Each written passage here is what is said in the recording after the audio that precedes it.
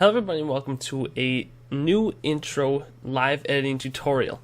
First things first, I sound quite a bit stuffed up. I've got a bit of a cold, but I'm not going to let that interrupt this intro. So what we're going to do today is we're going to do a different spin on intros. We're going to make one that is basically promoting all of your social media sites.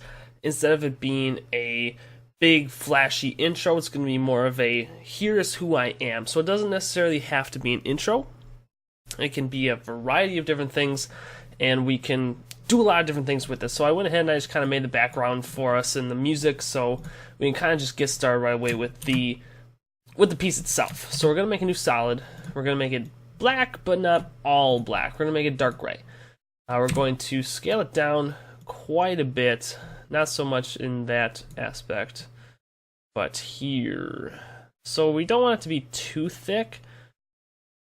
I think 15% should be more than enough. We're going to do this live editing. If you want to see the final product, there's going to be an annotation on this screen that will link you to the video that is the final product. I'm going to basically do this for myself, and we will go from there. So I should probably, to be honest, import my logo. So let me do that real quick. Dids logo. Dids. Let's see what Dids search brings up. Let me see. Dids shirt logo. That is what I'm looking for. So we're gonna bring that in. Okay. Next step is we're going to put a linear wipe on this here layer. So what we're gonna do is we're gonna feather it 50. I like 50. I think 50 is good. So that way, as it transitions in, actually we're going to change the point of transition so that as we decrease this, it'll transition in from this side. So what we're going to do is we're going to keyframe that, and then we're going to move forward about a second. Maybe we can change it around later on. We're going to keyframe this down to here. So basically, swooshes in, the feather goes away. Going to easy ease these so that it kind of levels out and it starts off slow and then smoothly ends the transition. And then from there we are going to build a couple circles. So let's just make a couple circles here. We're going to go 720. We can always change the colors, and I always kind of, whenever I do things, I like to basically put fills on everything, and then I can change the colors easier that way, in my opinion. So we can eyedrop tool that color and then kind of change the variation from there. So what we're going to do then is we're going to bring our ellipse tool, double click on that, make the mask that is the circle. We are going to scale it down, just kind of get a good point, as well as bring up the position, and slide it over towards this side. Now, this is going to be a background to the logo, to my shirt logo, although I might need to eliminate some of this black. I think it's a PNG. Yeah, it's a PNG. Okay. So that's good. So we're gonna do this basically as a border / button outlining to my logo. So it can be pretty much a small opacity. So we'll bring up the opacity and kind of maybe make it 50, and then we'll make the opacity of this here line about 85. You want a little bit of see-through. Personally, I like it a little bit more. It's totally up to you in terms of what you like better, though. So we're going to scale this down a little bit more. I don't want the logo to take up too much of the area, so we're going to bring it about there. Sounds about right. So then also what we're going to do is we're going to keyframe that at 50.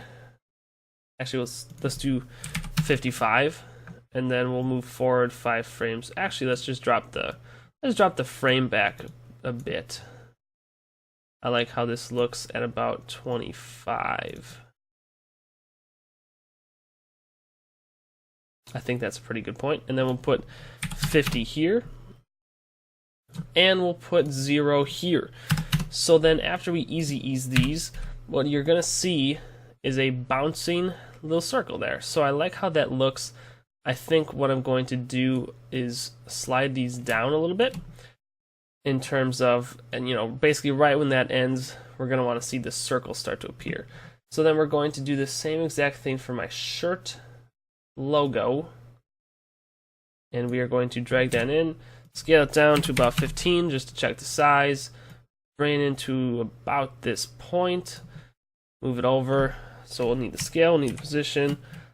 So let's slide it over, scale it up to probably about 21, looks to be good. Slide it over.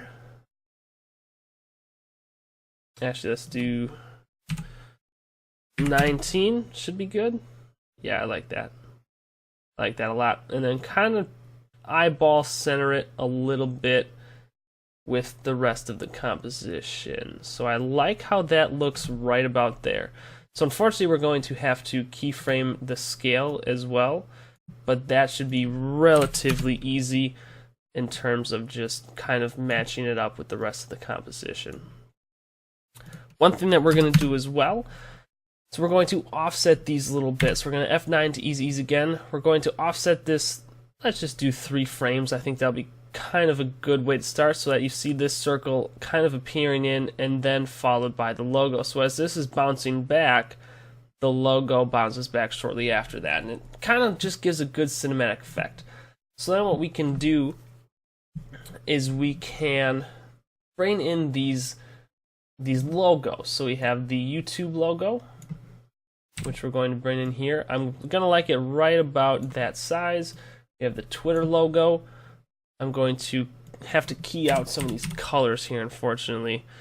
Could not find many good PNGs, even though it says .png in the file name, but that's okay because we can just kind of bring these out a little bit and then feather it just to kind of make it look good. Maybe it gives it a little bit of a glow effect. That's okay with us. We're going to bring in our Instagram logo as well. I have to key some of this white out, but that's also okay. So like I said, we're just going to key some of that out. Make sure we don't get any of that. Maybe it's a bit of a glow with some feather. Call it a day there, and then we'll just scale it down a little bit. Make it look right at home. The Twitterbird logo is a little bit large. Just kind of scale it down a bit there. And then last but not least, we have a Facebook logo, in which we will also scale down.